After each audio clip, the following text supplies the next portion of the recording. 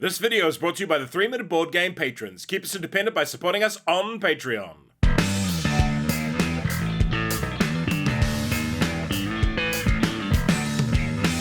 Kia ora koutou, and welcome to Istanbul the Dice Game in about 3 minutes. It has no solo mode. It's a game for 2 to 4 players, playing time is short, and it's a reasonably simple game. You are a merchant working in Istanbul, and your goal is to become rather wealthy by collecting gemstones. Can you send your dice-shaped apprentices out into the market to find the best bargains? The game ends once a player has gained their 5th gemstone for 4 players, or 6 gemstones for 2 or 3. You trade in goods and money for gemstones on the main board. Dice. Each turn you'll roll these special dice and use them to take actions. Action selection. You'll spend dice to take actions from this list here.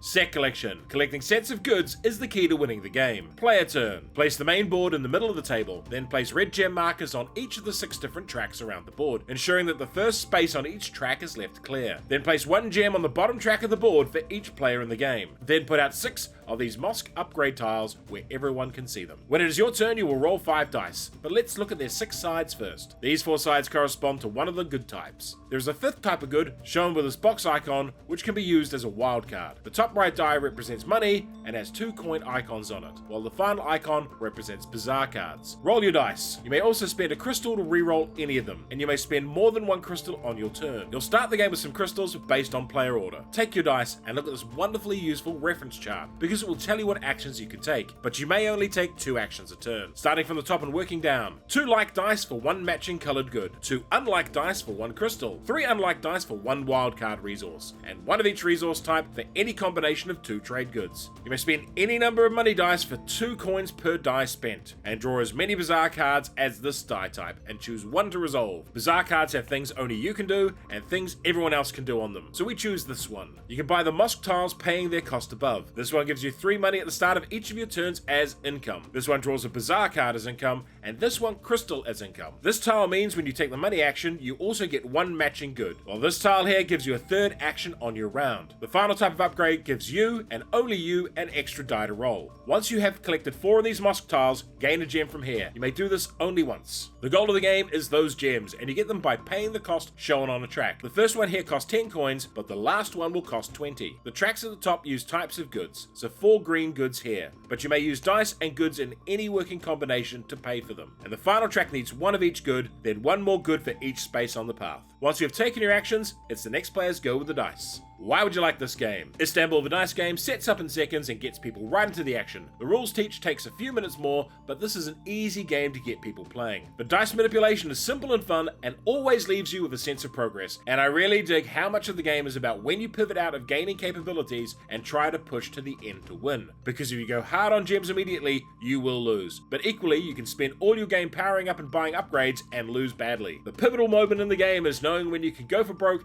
and start scoring without being overtaken.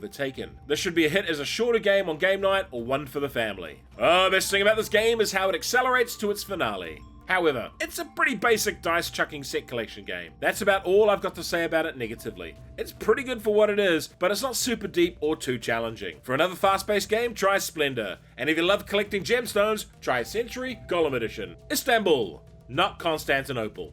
You were all thinking it. If you enjoyed this video, hit the notification button, like, share, and subscribe to the channel. Do.